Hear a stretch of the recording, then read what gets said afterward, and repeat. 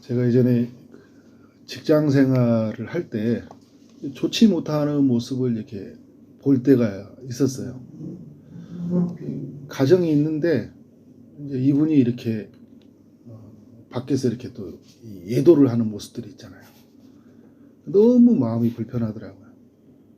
한 번은 이렇게 밖에서 회식을 하고 있는데 제가 그분의 아내도 너무 친하게 잘 지내는데 다른 여자분이 딱 이렇게 앉아 있는 거예요. 그 식사의 자리에. 마음이 그때 너무 불편해서 그냥 바로 그 자리를 떠나버렸어요. 회사 생활을 하다가 정말 이렇게 있었던 그 상사 리더인데, 리더가 그 직원의 여자분과 이렇게 막 불륜의 관계가 형성이 된 거예요. 제가 또 너무 막 화가 나가지고 막 회사에서 막 괜히 막 쓸데없는 분노를 해가지고 막 그러면 안 됩니다 하고 막 소리 질러가지고 막 회사가 발칵 뒤집어진 적이 있었는데, 뭐 제가 뭐 어렵다 이런 이야기를 한 게 아니라요. 여러분, 우리 삶에서 그 한 아내, 한 남편으로 우리가 살아야 되는데 다른 남자, 다른 여자와 만나게 살 때 이건 굉장히 좋지 않는 거잖아요. 그죠? 이건 우리가 생각했던 창조의 법칙을 깨트리는 거예요. 하나님의 말씀을 깨트리는 삶이니까. 하나님이 오늘 이스라엘 백성들에게 이와 같은 이야기를 하는 거예요.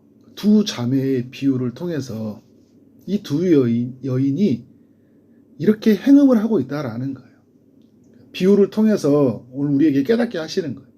너희가 지금 우상 숭배를 하고 있다. 나 아닌 바알을 숭배하고 있고 아세아를 숭배하고 있고 돈과 명예와 권력을 힘을 주는 것이라면 무엇이든지 엎드려 거기에 굴복하고 있다. 이렇게 말을 하면 사람들이 못 알아들으니까 이렇게 파렴치한 여인들이 있다라는 것을 이제 보여주고 이야기를 해주고 있는 거예요. 오홀라라는 여인과 오홀리바라는 이 여인이 있었는데 이 두 여인은 자매예요. 한 어머니 아래에서 태어난 자매죠. 근데 이들이 뭘 했냐면 행음을 했다. 그러니까 오홀라도 행음을 하고 오홀리바도 행음을 했다고 이야기를 하는 거예요.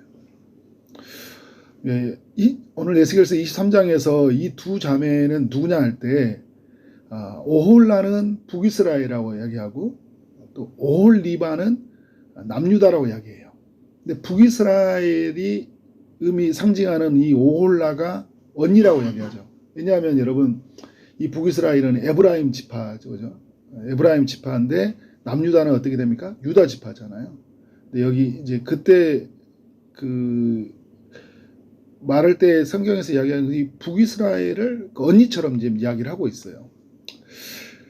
어떻게 우상을 숭배했느냐? 뭐 오늘 전체 이야기가 이런 오홀라와 오홀리바의 이야기인데, 이들이 이제 어떻게 우상을 숭배했냐면 오늘 세 가지 정도만 나누려고 하는데요. 애굽에 있었을 때부터 우상을 숭배했다.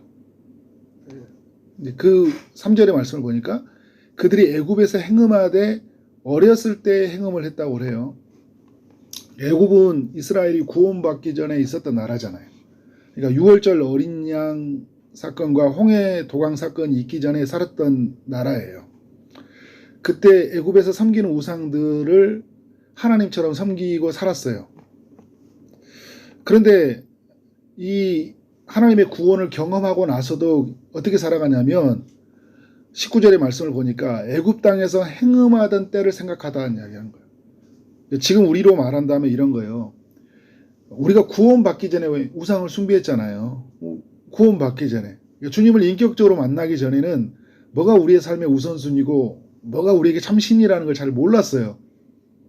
그런데 예수 믿고 나서 정말 우리의 삶의 중심이 하나님이 계셔야 되고 우리의 우선순위가 하나님이 되어야 되잖아요. 우리가 가장 사랑해야 되고 의지해야 될 분이 하나님이셔야 되잖아요. 돈이 아니라 권력이 아니라 사람이 아니라 우리는 하나님입니다 라는 고백이 예수 믿는 사람들한테 생기는 거예요. 이게 여러분 신앙 고백이잖아요. 근데 예수 믿고 나서 어느 순간에 타성해졌고 신앙으로만 삶이 되어지지 않는다라는 것을 내 나름대로 규정을 하고, 그래서 뭐라 하는 거예요? 이전에 있었던 삶으로 돌아가는 거예요. 호세아와 이런 성경을 같이 연결해 본다면 뭐냐면 이전의 남편으로 돌아가 버리는 거예요. 이 우상이 내 남편이었는데 하나님이 이 아내를, 호세아가 보면 그런 이야기 하잖아요. 그 아내를, 음란한 여인을 내 아내로 만들었는데 하나님이 은혜로 맞이했는데 이 여인이 어떻게 돼요? 지금에 있는 이 남편을 만족하지 못하고 옛날 남편으로 돌아가 버리잖아요. 이 이스라엘이, 남유다가 그런 거예요. 애굽 땅에서 행하던 때를 생각하고 예수 믿기 전에 그때 삶으로 돌아가요. 그때가 좋은 거예요. 그때는 좀 자유롭잖아요. 제재가 없잖아요. 내가 하고 싶은 대로 다 하고. 그때로 돌아가는 거예요. 21절에서 이런 이야기를 해요. 아직도 생각하고 있다. 근데 이거를 이 가나안 땅에 들어오고 나서도요, 사사시대를 거쳤잖아요. 그리고 통일왕국, 분열왕국 시대를 거쳤단 말이에요. 근데 그때마다 하나님이 우상숭배에 대해서 엄하게 다스렸어요. 엄하게 다스렸는데 이스라엘 백성들이 어떻게 사냐면 다시 이전으로 계속 돌아가요. 아직도 생각하고 있다라. 아직도. 그러니까 여러분, 예수 믿기 전에 돈 하고 살았다면 예수 믿고 나면 좀 가치가 바뀌어져야 되잖아요. 시간이 지날수록. 주님으로 가야 되잖아요. 하나님 나라 계속적으로 가야 되는데, 그죠? 아직도 여전히 돈 하면 사는 삶이 아니잖아요. 예수 믿는 사람들한테는요. 예수 믿기 전에는 우리가 이 세상을 예모로 보고 취했어요. 예수 믿고 난 후에는 어떤 사람들의 중심을 보고 사는 거잖아요. 예수 믿기 전에는 뭐 좋은 집, 좋은 차, 그죠? 이런 걸로 살았어요. 근데 예수 믿고 나면 주님의 안에 거하는 것이 가장 우리의 처소다. 그죠? 주님 안으로 덮어져 있는 그리스도로 옷 입는 것이 가장 아름다운 것이다. 이렇게 살아야 되잖아요. 우린 더 좋은 아버지의 집에 사는 사람이잖아요. 장차 더 나은 본향을 위해 우리는 그렇게 순례자의 길을 가는 사람들이거든요. 한 걸음 한 걸음 내딛으면서 주님께로 가까워져야 되는데 한 걸음 한 걸음 예수 믿고 나서 어떻게 돼요? 한 걸음 한 걸음 예수님하고 더 멀어져 가는 거예요. 구원은 받았는데 예수님과 함께 사는 삶이 아니라 죽어서 맞이하는 구원으로 살고 이 땅에 사는 동안에는 어떻게 해요? 애굽에서 행하던 것 같이, 예수 믿기 전에 행하던 것 같이 우상을 숭배하고 있다라고 이야기하는 거예요. 누가? 오홀라와 오홀리바가 옛 신랑을 만나서, 아니면 다른 남자를 만나서 사는 것처럼 그렇게 하나님 아닌 우상을 숭배하고 있다라고 이야기를 하고 있는 거예요. 두 번째는 뭐냐면 이 오홀라와 오홀리바, 이 남유다와 북이스라엘이요, 모두 그 아수르라는 나라가 우상이 되었다라는 거예요. 5절을 보니까 이 북이스라엘을 상징하는 인물 오홀라가 이런 이야기를 해요. 아수르를 사모했다.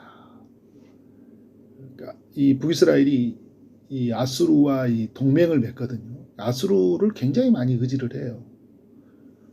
그래야지 어떻게 되는 거예요? 주변에 있는 나라들, 그리고 애굽 이런 나라들로부터 보호를 받을 수 있으니까. 내가 약속의 땅에 산다라는 것은 우리가 하나님의 보호를 받고 산다는 거거든요. 하나님의 보호가 아닌 누구를 의지하고 있는 거예요? 힘이 강한 나라, 돈이 많은 나라를 의지하고 있는 거예요. 아수르를 너무 사모하는 거예요. 아수르가 없으면 안 되는 거예요. 그러면 남유다는 어떻게 되냐? 남유다도 어떻게 되냐면 12절에 보니까 이 남유다를 상징하는 인물 오홀리바가 아수르 사람과 연애를 했다 이야기를 해요. 그러니까 남유다도 마찬가지예요. 나중에 이제 이 북이스라엘이 암몬인가 이 나라와 같이 이렇게 연합해서 남유다를 쳐들어오니까 이 남유다가 아수르에게 도움을 요청을 해요. 그런 모습을 보여주고 있는 거예요. 자신을 보호해 줄 것을 믿었기 때문에. 문제는 뭐예요? 하나님보다 이 아수르를 더 의지한다라는 거예요. 그러니까 아수르를 의지한다는 것, 아수르와 동맹을 맺는다라는 그 의미는 뭐냐면요, 이 동맹을 맺는다 이건 뭐냐면 연합한다는 의미를 가지고 있고, 그리고 아수르가 의지하는 대상이 뭐예요? 우상이잖아요. 그 우상을 내가 섬긴다라는 의미를 가지고 있는 거예요. 그러니까 아수르와 동맹을 맺으면서 아수르의 신을 나의 하나님으로 삼는다라는 거예요. 여러분, 우리가 이 세상 사람들과 관계를 맺고 사는 거죠. 그런데 관계를 맺고 사는데 동맹을 맺고 그들이 갖는 가치와 섬기는 삶의 방식을 함께 공유하고 동화되어 사는 게 아니잖아요. 우린 세상 속에 살지만 그리스도 이름으로 파송되어지는 우리는 대사이고 우리는 파송받은 하나님의 사람들이에요. 선교사잖아요. 그죠? 다르게 살아야 되죠. 세상 속에 들어가지. 동화되어 사는 것이 아니라 정화시키고 살아야 되잖아요. 이걸 잊어버리고 어떻게 돼요? 우리 동화되어 살아가잖아요. 아수르 사람을 사랑하듯이 이 시대에 많은 사람들이 그렇게 이 시대를 사람들을 사랑하고 살아가는 것들을 보게 돼요. 7절에 보니까요. 그가 이 북이스라엘이 어떻게 되냐면 아수르 사람들 가운데 잘생긴 모든 자들과 행음한다. 그러니까 멋있게 보이고 내 눈에 좋아 보이는 걸 어떻게 해요? 확 그를 붙잡는 자예요. 우리가 얼마나 그 눈에 보이는 것에 우리가 반응을 많이 하는지 몰라요. 아담이 그렇잖아요. 그죠? 보암직하고 먹음직스럽고 지혜스럽게 할 만큼 탐스러우니까 내 눈에 보이니까 어떻게 되는 거예요? 너무 잘생겨 보이는 거잖아요. 좋아 보이잖아요. 우리가 그런 죄를 많이 범합니다. 내 눈에 보기 좋다고 다 좋은 게 아니잖아요. 하나님이 싫어하는 것들이 있는데 그래서 납죽받아서 그래서 그걸 취하고. 자, 세 번째 특징, 이 남유다는요, 이 남유다예요. 북이스라엘보다 더 많이 우상을 숭배했다는 거예요. 근데 우리 역사적으로 보면 북이스라엘이 훨씬 더 우상을 많이 숭배한 것 같거든요. 북이스라엘은 19명의 왕이 있었는데 하나같이 우상 숭배자였어요. 어느 한 사람이 온전한 사람이 없거든요. 북이스라엘 남유다는 그러나 20명의 왕이 있었지만 그래도 선한 왕이 있었고 그 중에 8명은 비교적 선한 왕이었고 그 중에 또 3명은 굉장히 선한 왕이었거든요. 히스기야, 뭐 여호사밧 이런 사람들 그죠? 그다음 요시야 이런 왕들 굉장히 선한 왕이에요. 그런데 오늘 에스겔을 통해서 하나님 주신 말씀이 뭐냐면 남유다가 더 많이 우상 숭배를 한다 이렇게 하고 있어요. 왜냐하면 여러분 이걸 이제 어떻게 의미로 해석하냐면 북이스라엘은 일찍 멸망을 당했어요. 아수르가 자신들이 사랑하는 대상 아수르가 어떻게 자기들을 삼켜서 멸망을 시켜버렸어요. 근데 이 남유다는 어떻게 되냐면 남유다는 이후에요. 더 많은 왕조의 시간이 있었잖아요.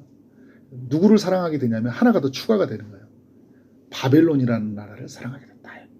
근데 바벨론 나라를 사랑하게 됐던 계기가 뭐냐면 히스기야 때로 돌아가 보면 이 바벨론에서 사절단을 보내서 한번 탐색을 보는 거잖아요. 궁궐을 자기 있는 창고를 열어서 우리 이만큼 살아라고 보여주잖아요. 그러니까 우리가 의지하는 건 뭐냐면 보물이고 무기라는 것을 보여주는 거예요. 이 하나님은 이 사건을 행음한 사건으로 보고 있는 거예요. 바벨론과 함께 연합된 순간이다. 하나님을 저버린 순간이다 이야기하는 거예요. 그러니까 여러분 우리가 가지고 있는 것들을 막 자랑하는데 마치 내가 열심히 땀 흘리고 수고해서 눈물을 흘리면서 얻었던 것이라고 했는데 이게 뭔가 찔리단 말이에요. 그죠? 그럴 때 있잖아요. 항상 우리가 이럴 때마다 하나님께 영광을 돌려야 되잖아요. 나의 나된 것은 하나님의 은혜입니다. 내가 이렇게 얻었던 것은 다 주님이 주신 것입니다. 그래서 이 모든 것을 주님을 위해서 쓸 것입니다. 라고 이제 고백하고 살아야 되는 거예요. 이걸 잃어버렸어요. 그래서 여러분 표현을 보면 이 바벨론이라는 나라와 행음을 했다 이야기를 하고 있습니다.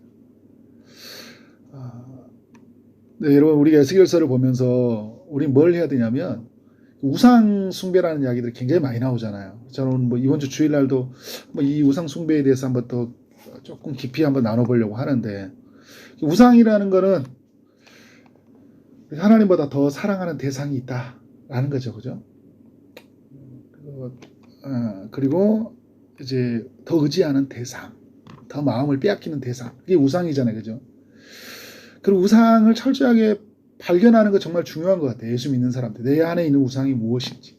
그리고 어떻게 돼요? 우상을 깨트려야 되죠. 제거해야 돼요.